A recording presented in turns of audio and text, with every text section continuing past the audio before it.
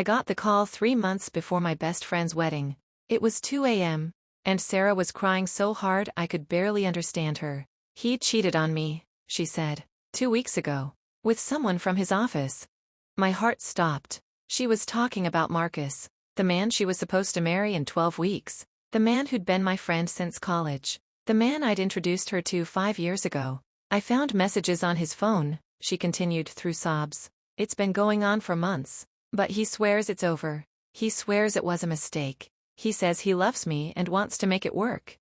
I asked her what she was going to do. There was a long silence. Then she said the words that would haunt me for years. I think I'm still going to marry him. We've already put down deposits. Everyone's planning to come. And he promised it'll never happen again. I should have said something right then. I should have told her that wasn't enough. That promises from someone who's already broken them mean nothing. But I didn't. I just told her I'd support whatever she decided. That was my first mistake. 2 days after Sarah's call, Marcus showed up at my apartment. He looked terrible. Like he hadn't slept in days. He said, "She told you, didn't she?" I nodded. He sat down on my couch and put his head in his hands. I fucked up. I know I did. But it's over. I ended it. I love Sarah. I want to spend my life with her. I asked him why he did it. He said he didn't know. That it just happened. That the woman from his office had pursued him and he'd been weak. That it meant nothing. I looked at him, this person I'd known for over a decade, and I asked the question I should have asked from the beginning. Do you actually want to marry her?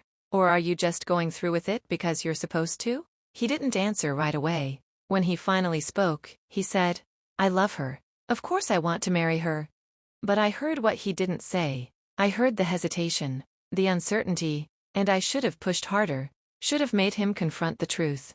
But I didn't, because he was my friend, and I wanted to believe him. That was my second mistake. The bachelorette party was 6 weeks before the wedding. We went to Vegas. Sarah, her sister, her college friends, and me, the maid of honor. Sarah got drunk on the first night, really drunk, and when we got back to the hotel room, she broke down. Not cute crying, full-on sobbing in the bathroom while the rest of us stood outside not knowing what to do. Her sister finally got her to open up. Sarah said, "I don't know if I can trust him. Every time he's late coming home, I wonder if he's with her. Every time he's on his phone, I panic. I can't live like this." Her college roommate said, "Then don't marry him. You don't have to go through with this. But Sarah shook her head. "I love him. And everyone makes mistakes, right? People cheat and work through it all the time. We can get through this." I was sitting there, the person who introduced them, the person who'd known Marcus longest, and I said nothing. I should have told her that real love doesn't feel like constant anxiety, that forgiveness without rebuilt trust is just denial, that she deserved better than spending her marriage wondering. But I stayed quiet, because it wasn't my place to decide for her. Or at least that's what I told myself. That was my third mistake. The rehearsal dinner was the night before the wedding. Everyone was there. Both families, the wedding party, Marcus's co-workers, including her, the woman he'd cheated with. I didn't know she'd been invited until she walked in. Sarah's face went pale. Marcus looked like he was going to be sick. Apparently, his boss had insisted on bringing his whole team, and Marcus had been too much of a coward to say anything. I watched Sarah excuse herself to the bathroom. I followed her. She was gripping the sink, trying to breathe. "I can't do this," she said. "She's here, at my rehearsal dinner, and everyone's acting like everything's fine." I asked if she wanted to leave. She said, "Where would I go? The wedding's tomorrow. Everyone's already here. The venue's paid for. The flowers are being delivered in the morning. I can't just cancel everything now." And that's when I realized, she wasn't marrying him because she loved him anymore. She was marrying him because canceling felt harder than going through with it. Because the momentum of a wedding is so powerful that it carries people down the aisle even when every instinct is screaming to run. I should have grabbed her hand right then and said, "Let's go. Right now. We'll deal with the consequences later, but you cannot marry this man tomorrow." But I didn't. I hugged her, told her it would be okay, and helped her fix her makeup so she could go back out there and pretend everything was fine. That was my fourth mistake. I woke up on the wedding day with a pit in my stomach. I found Sarah in the bridal suite, surrounded by hair and makeup people, bridesmaids taking selfies, her mom crying happy tears. But Sarah's eyes were empty. She was going through the motions. smiling when she was supposed to, saying the right things, but she wasn't there. Not really. While everyone else was busy with preparations, I pulled her aside. "Are you okay?" I asked. She looked at me with this expression I'll never forget. Pleading. Like she was drowning and I was the only one who could see it. "Do you think I'm making a mistake?" she whispered. And there it was. The question I'd been waiting for. The moment where I could have changed everything. Where I could have been honest and said, "Yes, I think you're making the biggest mistake of your life. I think you're marrying someone you don't trust because you're afraid of disappointing people. And 10 years from now, you're going to regret this." But her mother called from across the room, "Sarah, the photographer's here." And Sarah's sister grabbed her hand, pulling her toward the door. And the moment passed, and I let it pass. I stood there frozen, watching her get pulled back into the chaos of the day, and I said nothing. That was my 5th mistake. I stood at the altar as her maid of honor, watching her walk down the aisle with her father. She looked beautiful. Everyone said so, but I could see her hands shaking, could see her father practically holding her up. The ceremony began. The pastor talked about love and commitment and forever. Marcus said his vows, promising to love and cherish her, to be faithful and true. The words felt hollow. I wondered if anyone else could hear it. Then it was Sarah's turn. She opened her mouth to speak, and nothing came out. Everyone thought it was emotion, happy tears. But I knew better. I saw her looking at the exit, saw her calculating if she could run. There's a moment in every wedding ceremony where the officiant asks if anyone objects. Everyone jokes about it, but no one ever actually speaks up. That moment came. If anyone has reason why these two should not be married, speak now or forever. Hold your peace. Silence. Complete silence. Everyone waiting for that awkward pause to end. But I was screaming inside my head. I was thinking, say something. Stop this. She's your best friend and she's making a mistake and you know it. My mouth stayed closed. The moment passed. The pastor continued. "By the power vested in me, I now pronounce you husband and wife." And just like that, it was done. My best friend was married to someone she didn't trust, and I'd let it happen. That was my 6th mistake. The reception was torture. Everyone dancing and celebrating while I watched Sarah fake smile her way through it all. She drank more than I'd ever seen her drink. By the time the first dance happened, she could barely stand. I found her in the bathroom during dinner. She was sitting on the floor in her wedding dress, mascara running down her face. "I just married him," she said. "I actually went through with it. What did I do?" I sat down next to her on that bathroom floor. "Do you want to leave?" I asked. "We can leave right now. You don't have to stay here." She laughed bitterly. "Leave my own wedding reception? Everyone would know. My parents would be humiliated. His parents would be furious. And Marcus. What would I even say to Marcus? That you made a mistake," I said. "That you're not ready for this. That you need time." She shook her head. "It's too late. We're married now.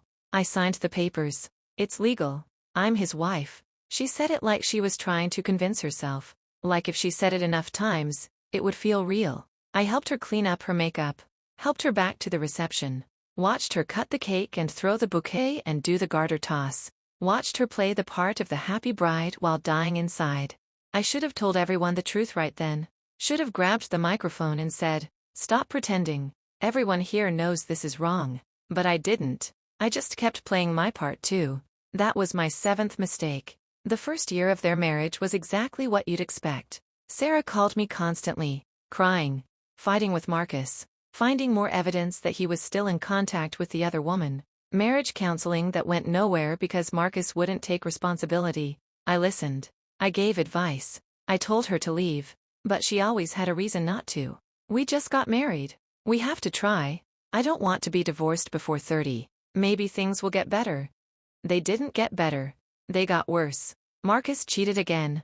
Same woman. Sarah found out 6 months into the marriage. This time, she did leave. Moved in with me for 2 weeks. Filed separation papers. But then Marcus showed up at my apartment. Begging. Crying. Promising he'd changed. That he'd go to therapy. That he'd do whatever it took. And Sarah, exhausted and broken, took him back. I was furious. I told her she was being stupid. That he'd never change. That she deserved better. We had our first real fight in 15 years of friendship. She said I didn't understand. That marriage was hard work. That I was being judgmental. She moved back in with him. We barely spoke for months. And I realized something terrible. By supporting her for so long, by never being brutally honest with her, I'd enabled this. I'd helped her stay in a situation that was destroying her. That was my 8th mistake. 2 years into the marriage, Sarah finally filed for divorce. For real this time. Marcus had cheated again, with someone new, and something in Sarah finally broke. She called me from a lawyer's office. "I'm done," she said. "I can't do this anymore. I've wasted 3 years of my life on someone who will never be faithful to me." I wanted to say I told you so. I wanted to remind her of the rehearsal dinner, the morning of the wedding, all the moments she could have stopped this. But I didn't. Because she didn't need that. She needed support. The divorce was messy. Marcus fought her on everything. Money, furniture, even the dog. He told people she'd given up too easily, that she hadn't fought for the marriage. He painted himself as the victim. Sarah lost friends over it. People who'd celebrated their wedding now whispered that she was being difficult, that she should have tried harder, that everyone makes mistakes. She was devastated. I watched my best friend go through hell for a marriage that never should have happened. A marriage I could have prevented. And I felt responsible for every moment of her pain. That was my 9th mistake. It's been 3 years since the divorce. Sarah's doing better now. She's in therapy. She's dating someone new who actually treats her well. She's rebuilding her life. Last week, we were having coffee, and she said something that gutted me. I wish someone had stopped me from marrying him. I wish someone had grabbed me before I walked down that aisle and told me the truth. I put down my coffee. I tried to. I lied. But then I stopped myself. Actually, no. I didn't. I wanted to. But I didn't. She looked at me. "What do you mean?" And I told her everything. About knowing Marcus was wrong for her. About seeing her doubt. About the bathroom at the rehearsal dinner. About the morning of the wedding when she asked if she was making a mistake. About standing at the altar wanting to object. About every single moment I stayed silent when I should have spoken up. "I'm so sorry," I said. "I thought I was being supportive. I thought it was your choice to make. But I should have been honest with you. I should have told you that marrying someone you don't trust is never going to work. That canceling a wedding is embarrassing. But divorce is so much worse. I should have loved you enough to tell you the hard truth instead of the easy lie." Sarah was quiet for a long time. Then she said, "You're right. You should have. But I also wouldn't have listened. I was so caught up in the wedding, in not disappointing people, in not admitting I'd made a mistake. Even if you'd screamed at me to stop, I probably would have gone through with it anyway. Maybe," I said.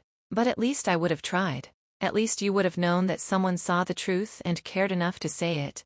She nodded. "You're right. I wish you had. But I also understand why you didn't. It's easy to look back now and see what was obvious. But in the moment, it's so much harder." We sat in silence for a while. Then Sarah said, "If I ever get married again, will you promise me something?" "Anything," I said. "Promise me that if you think I'm making a mistake, you'll tell me. No matter how hard it is. No matter how much I don't want to hear it. Promise me you'll love me enough to be honest." "I promise," I said. And I meant it. That was the conversation I should have had 3 years earlier. Before the wedding. Before the marriage. Before the pain. But better late than never. Because now I know, real friendship isn't about supporting every decision someone makes. It's about loving them enough to tell them the truth. Even when the truth is hard. Even when they might hate you for it. Even when it costs you the friendship. Because watching someone you love make a terrible mistake and doing nothing, that's not support. That's cowardice. And it's a mistake I'll never make again.